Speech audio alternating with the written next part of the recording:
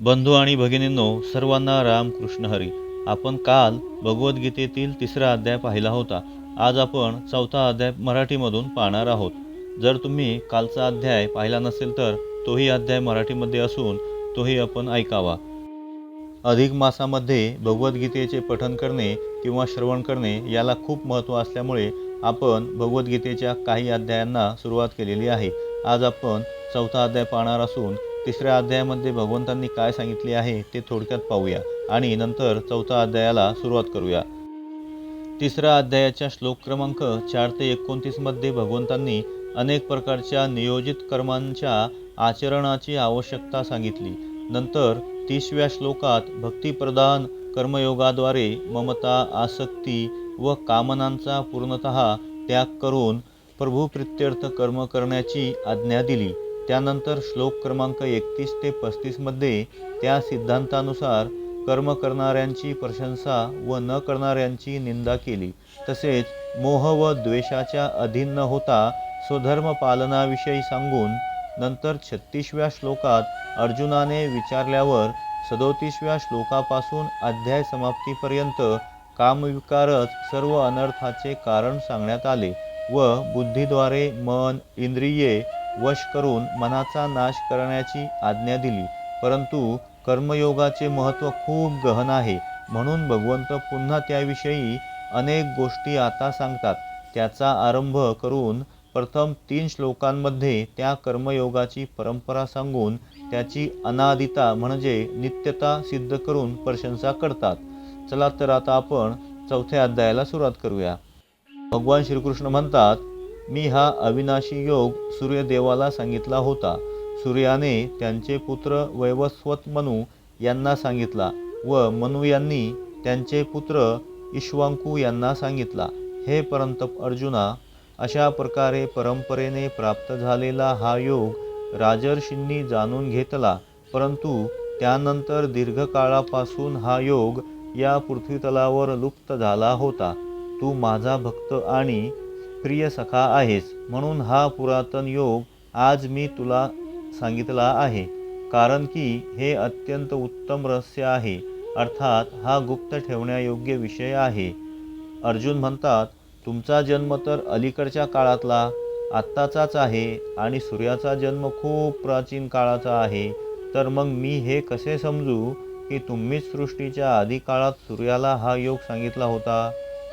यानंतर श्रीकृष्ण म्हणतात, हे परंतप अर्जुना, माझे आणि तुझे अनेक जन्म झालेले आहेत. ते सर्व तुला ठाऊक नाहीत, परंतु मला ठाऊक आहेत. मी अजन्मा आणि अविनाशी स्वरूप आहे. तसेच सर्व प्राणीमात्रांचा ईश्वर असून सुद्धा माझ्या प्रकृतीला अधीन करून माझ्या योगमायेने प्रगट होत असतो.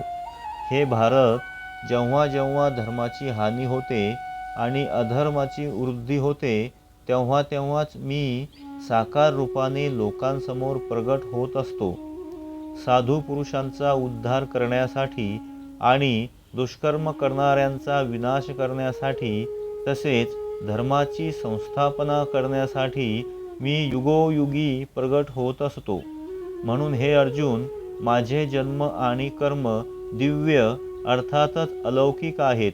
अशा प्रकारे जो मनुष्य तत्वाने मला जाणतो तो शरीराचा त्याग केल्यानंतर पुन्हा जन्मास प्राप्त होत नाही, अर्थात मलाच प्राप्त होतो. हे अर्जुना, पूर्वीही ज्यांचे मोह, भय आणि क्रोध सर्वथा नष्ट झाले होते व जे माझ्यामध्ये अनन्य भावाने स्थित असलेले असे माझ्या आश्रित राहणारे बरेचसे भक्त ज्ञानरूप तपाने पवित्र होऊन माझ्या स्वरूपास प्राप्त झाले आहेत.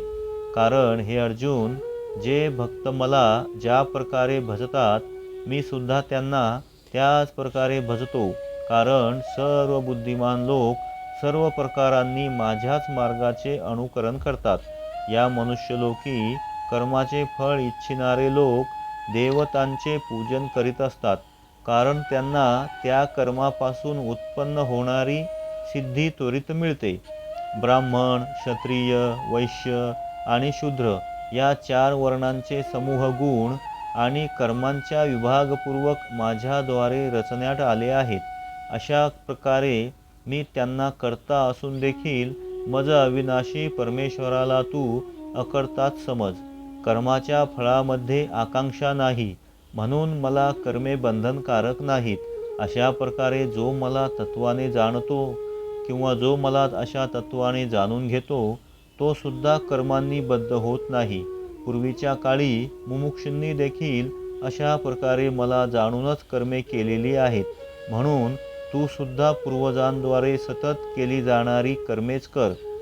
कर्म काय आहे आणि अकर्म काय आहे अशा प्रकारचा याचा निर्णय घेण्यात बुद्धिमान पुरुषसुद्धा मोहित होतात. म्हणून ते कर्मतत्व मी तुला चांगल्या प्रकारे समजावून सांगेन, जे समजावून घेतल्यावर तू अशुभापासून अर्थात कर्मबंधनातून मुक्त होऊन जाशील. कर्माचे स्वरूपसुद्धा जाणले पाहिजे आणि अकर्माचे स्वरूप देखील जाणून घेतले पाहिजे. तसेच निषिद्ध कर्माचे स्वरूपही जाणून घेतले पाहिजे, कारण कर्माची गती गहन आहे. जो मनुष्य कर्मामध्ये अकर्म पाहतो आणि जो अकर्मामध्ये कर्म पाहतो तो मनुष्यांमध्ये बुद्धिमान आहे आणि तो योगी संपूर्ण कर्मांना करणारा आहे. ज्याची सर्व कर्मे संपूर्ण शास्त्रसंमत, कामनारहित आणि संकल्परहित असतात, तसेच ज्याची सर्व कर्मे ज्ञानरूपी अग्नीद्वारे भस्म झालेली आहेत, त्या महापुरुषाला ज्ञानीजनसुद्धा पंडित म्हणतात. श्लोक क्रमांक 21. जो पुरुष समस्त कर्मांमध्ये आणि त्यांच्या फळांमध्ये आसक्तीचा सर्वथा त्याग करून संसारापासून आश्रयरहित झालेला आहे आणि परमात्म्यामध्ये नित्य तृप्त आहे, तो कर्मांमध्ये चांगल्या प्रकारे मग्न होऊनही खरे पाहता काहीही करीत नाही. ज्याने अंतःकरण आणि इंद्रियांसह आपले शरीर जिंकलेले आहे आणि ज्याने समस्त भोगांच्या सामग्रीचा परित्याग केलेला आहे, अशा आशारहित पुरुषाला केवळ शरीरासंबंधी कर्मे करून देखील पाप लागत नाही. जो इच्छेविना आपोआप जे काही प्राप्त होईल त्यातच संतुष्ट राहतो आणि हर्ष शोकादी द्वंद्वांच्या सदैव पलीकडे गेलेला आहे आणि ईर्ष्यारहित असा सिद्धी व असिद्धींमध्ये सम राहणारा कर्मयोगी कर्मे करूनही त्यांच्यात बांधला जात नाही. आसक्तीरहित, देहाभिमान व ममतारहित होऊन ज्याचे चित्त परमात्म्याच्या ज्ञानात निरंतर स्थिर राहते, अशा केवळ यज्ञासाठी कर्माचरण करणाऱ्या मुक्त पुरुषाची सर्व कर्मे व्यवस्थित विलीन होतात. ज्या यज्ञात अर्पण अर्थात स्त्रुवादिकही ब्रह्म आहे व हवन करण्यायोग्य द्रव्यसुद्धा ब्रह्म आहे, तसेच ब्रह्मरूप कर्त्याद्वारे ब्रह्मरूपी अग्नीमध्ये आहुती देण्याची क्रियासुद्धा ब्रह्म आहे, त्या ब्रह्मकर्मामध्ये समाधिस्थ राहणाऱ्या योग्यांद्वारे प्राप्त करण्यायोग्य फळ हे सुद्धा ब्रह्मच आहे. दुसरे योगीजन देवपूजा रूप यज्ञाचीच चांगल्या प्रकारे उपासना करतात आणि त्याहीपेक्षा दुसरे काही ज्ञानी लोक परब्रह्म परमात्मारूपी अग्नीमध्ये अभेद्य दर्शन यज्ञाद्वारेच आत्मारूपी यज्ञाचे हवन करीत असतात. अन्य योगीजन श्रोत्रादी सर्व इंद्रियांना संयमरूपी अग्नीमध्ये हवन करीत असतात आणि दुसरे योगी लोक शब्दादी विषयांनी इंद्रियरूपी अग्नीमध्ये हवन करीत असतात. दुसरे योगीजन सर्व इंद्रियांच्या व्यवहारांना व प्राणांच्या व्यापारांना ज्ञानाने प्रदीप्त झालेल्या आत्मसंयम योगरूपी अग्नीमध्ये हवन करीत असतात.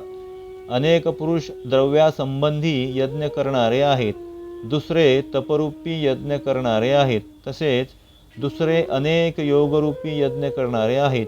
कित्येक अहिंसादी तीक्ष्ण व्रतांनी युक्त प्रयत्नशील पुरुष इतर योगीजन अपान वायूमध्ये प्राणवायूचे हवन करतात आणि अन्य योगीजन प्राणवायूमध्ये अपान वायूचे हवन करतात. तसेच अन्य कितीतरी संयमित आहार करणारे प्राणायामपरायण झालेले पुरुष प्राण आणि अपान वायूच्या गतीला रोखून प्राणांना प्राणांमध्येच हवन करीत असतात. हे सर्वच साधक यज्ञांद्वारे पापांचा नाश करणारे आणि यज्ञांना जाणणारे आहेत. हे कुरुश्रेष्ठ अर्जुना, यज्ञातून शिल्लक राहिलेल्या अमृतमयी अन्नाचे भोजन करणारे योगीजन सनातन परब्रह्म परमात्म्याला प्राप्त होतात आणि यज्ञ न करणाऱ्या पुरुषांसाठी तर हा मनुष्यलोक देखील सुखदायक नसतो, तर मग परलोक कसा सुखदायक असू शकेल? अशा प्रकारे अजूनही बऱ्याच प्रकारचे यज्ञ वेदांच्या वाणीमध्ये विस्ताराने सांगण्यात आले आहेत. त्या सर्वांना तू मन, इंद्रिय आणि शरीराच्या क्रियांद्वारे संपन्न होणारे समज. अशा प्रकारे तत्वाने जाणून त्यांच्या निष्काम कर्मयोगाद्वारे तू कर्मबंधनातून सर्वतः मुक्त होऊन जाशील. हे परंतप अर्जुन, द्रव्यमय यज्ञापेक्षा ज्ञानयज्ञ अत्यंत श्रेष्ठ आहे. तसेच सर्व कर्मे ज्ञानामध्ये समाप्त होऊन जातात. ते ज्ञान तू तत्वदर्शी ज्ञानी यांच्या जवळ जाऊन समजून घे. त्यांना विधिवत प्रणिपात केल्याने, त्यांची सेवा केल्याने आणि कपट सोडून नम्रपणे प्रश्न विचारल्याने ते परमात्म तत्वाला चांगल्या प्रकारे जाणणारे ज्ञानी महात्मे तुला त्या तत्वज्ञानाचा उपदेश करतील, जे जाणून तू पुन्हा अशा प्रकारे मोहित होणार नाहीस आणि ज्या योगे ज्ञानाद्वारे तू संपूर्ण प्राणीमात्रांना निसंशय भावाने प्रथम स्वतःमध्ये व नंतर मज सच्चिदानंद परमात्म्यात पाहशील.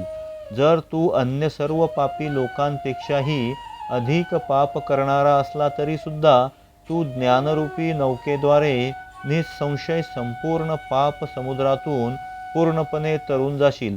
कारण हे अर्जुना, जसे प्रज्वलित अग्नी इंधनांना भस्म करून टाकतो, तसेच ज्ञानरूपी अग्नी सर्व कर्मांना भस्म करून टाकतो. इहलोकी ज्ञानासमान पवित्र करणारे असे निश्चितच काहीही नाही. ते ज्ञान कालांतराने कर्मयोगाद्वारे शुद्ध अंतकरण झालेला मनुष्य आपोआपच आत्म्यात प्राप्त करून घेतो. जितेंद्रिय, साधनपरायण आणि श्रद्धावान मनुष्यास ज्ञान प्राप्त होते. तसेच ज्ञान प्राप्त झाल्यावर तत्क्षणी त्याला भगवत प्राप्तिरूपी परमशांतीचा लाभ होतो. विवेक आणि श्रद्धारहित संशययुक्त मनुष्य परमार्थापासून अवश्य भ्रष्ट होतो. त्यातही अशा संशयी मनुष्याला सुख तर मिळत नाहीच, परंतु इहलोकही व परलोकही साधत नाही. श्लोक क्रमांक 41. हे धनंजया, ज्याने कर्मयोगाच्या विधीने संपूर्ण कर्मे परमात्म्याला अर्पण केली आहेत आणि विवेकाद्वारे ज्याचे सर्व संशय नष्ट झाले आहेत, अशा अंतःकरणास वश केलेल्या पुरुषास शेवट कर्मबंधनकारक होत नाही. म्हणून हे भरतवंशी अर्जुना, तू समत्वबुद्धीरूप योगात स्थित होऊन अज्ञानामुळे उद्भवलेल्या अंतकरणातील ह्या तुझ्या संशयाला विवेक ज्ञानरूपी तलवारीने छेदून युद्धासाठी उभा रहा. अशा प्रकारे उपनिषद, ब्रह्मविद्या आणि योगशास्त्ररूपी श्रीमद भगवद्गीतेच्या श्रीकृष्ण अर्जुन संवादात ज्ञानकर्म संन्यास योग हा 4था अध्याय समाप्त झाला. तर बंधू आणि भगिनींनो, अशा प्रकारे भगवद्गीतेतील हा 4था अध्याय समाप्त झाला आहे. हा व्हिडिओ आपल्याला कसा वाटला कमेंट्स करून नक्कीच कळवा. आणि आपण जर आमच्या चॅनलवरती नवीन असाल तर असेच भक्तिमय व्हिडिओ पाहण्यासाठी चॅनलला सबस्क्राईब करून बाजूलाच असलेली घंटी म्हणजेच बेल आयकॉन प्रेस करायला विसरू नका, जेणेकरून तुम्हाला आम्ही अपलोड केलेले व्हिडिओचे नोटिफिकेशन लगेच प्राप्त होईल. तर भेटूया अशाच भक्तिमय व्हिडिओमध्ये. ओम नमः शिवाय.